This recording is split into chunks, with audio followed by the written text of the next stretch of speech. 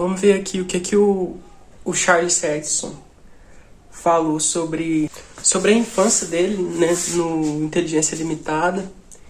Ele fala o que ele fez com 8 anos de idade, numa situação difícil que ele vivia lá no Nordeste, né, quando criança.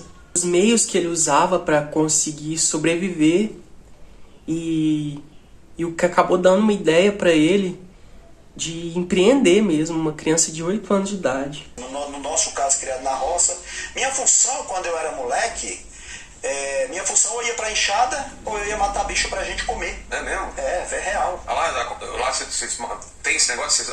Hoje não mais, mas na época era assim e não era proibido. É mesmo, Tirinho? Você caçou muita coisa lá também? Meu primeiro negócio eu tinha 8 anos de idade. E é real. Meu pai e meus irmãos trabalhavam na roça capinando, então a gente tinha milho e feijão. A gente não tinha arroz, a gente não tinha macarrão. Dia de segunda-feira, que era o dia da feira na cidade de Serra Talhada, a gente morava um pouco distante, na roça. Cheguei a morar em casa sem energia elétrica. Então chegava à noite, era o que? Vela ou... candeeiro, lamparina. Que é com o quê? É óleo? Queroseno, chama, que inclusive é cheiroso pra caramba. É mesmo? Tem saudade. Tipo gasolina, não tem um cheirinho. Então, ele é mais ainda. Aí, resumindo, eu ia com 8 anos de idade, meu pai comprou pra mim uma espingardinha de soca-soca, bate-bucha. O que é? É um tiro e uma carreira, não é uma arma que você põe a bala, você põe a pólvora, bate com a... Enfim, é soca-soca. Muita gente que tá assistindo vai saber. Tá. E aí, eu ia matar preá, matar passarinho, preá, caça pequena, né? Caça grande não. E aí ele até fala que não era proibido. Na verdade, provavelmente ele não sabia que era proibido, né? Porque com certeza é. A maioria dos tipos de caça no Brasil é proibido. Mas o que a gente tem que entender é o meio e a situação que essas pessoas viviam, né?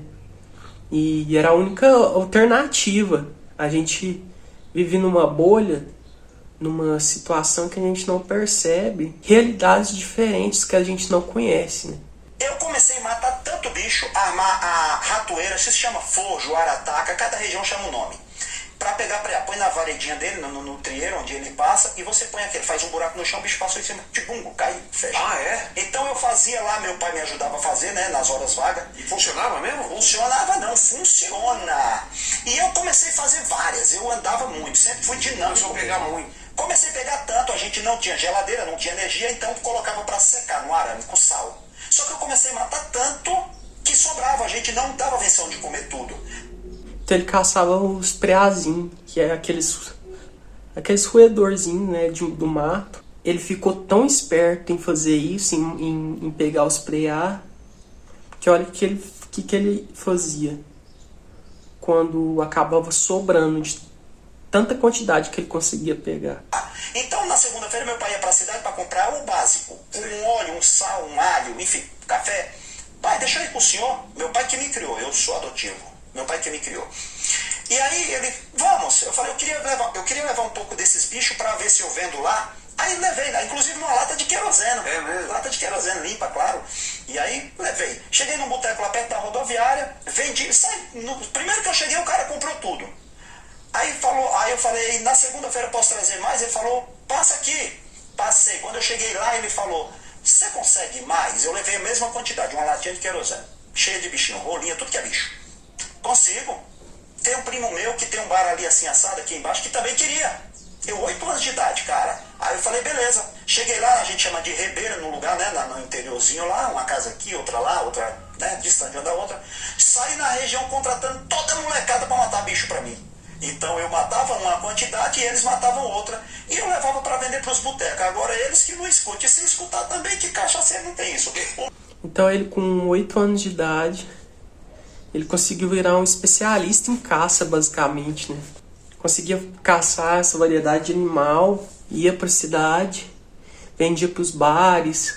E o que ele conta é que, além dele chegar a esse ponto dele conseguir caçar tanto, a ponto de vender pro pessoal, ele juntava a criançada, os coleguinhas dele ali, e punha a molecada pra caçar também. Construiu uma rede de caça aos 8 anos de idade.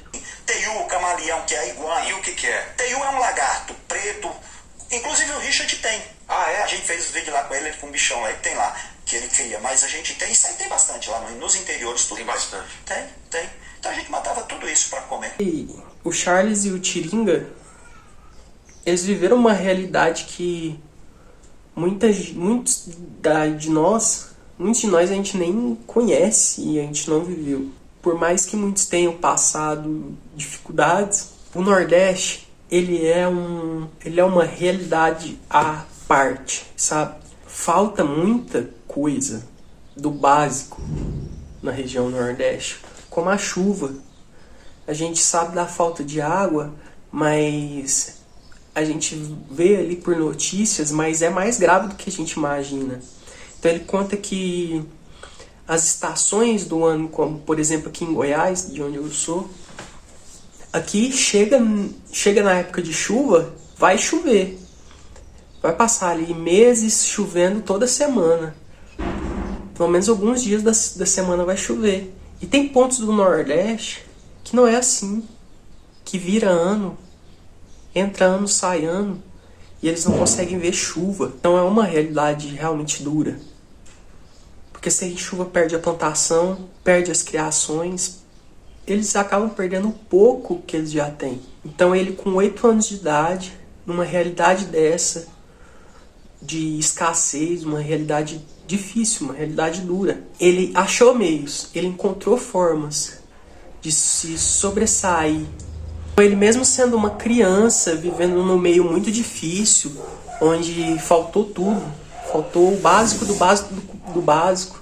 E mesmo ele vivendo nessa realidade, de onde você não tem o mínimo, ele conseguiu achar formas, achou meios de se sobressair e começar a empreender mesmo sendo criança.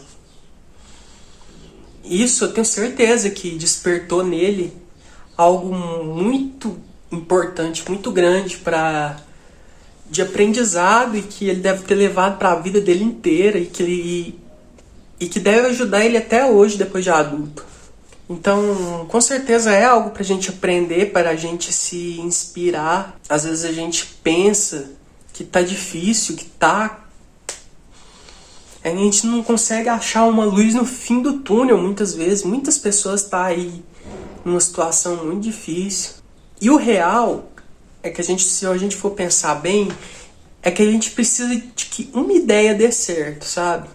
É por isso que é importante você não desistir. O caminho é você martelar, cair, levantar, tentar um negócio, fracassar, tentar outro e seguir em frente, porque uma coisa dando certo, você vai conseguir seguir. Se você não tentar, se você desistir, você vai fracassar de qualquer maneira. Se você tentar, você tem a chance de conseguir ou de não conseguir. Mas se você não tentar, é certeza que você não vai conseguir. Então o caminho para a gente se sobressair no que quer que seja, a gente tá ligado, tá antenado para essas oportunidades que aparecem e a gente não percebe.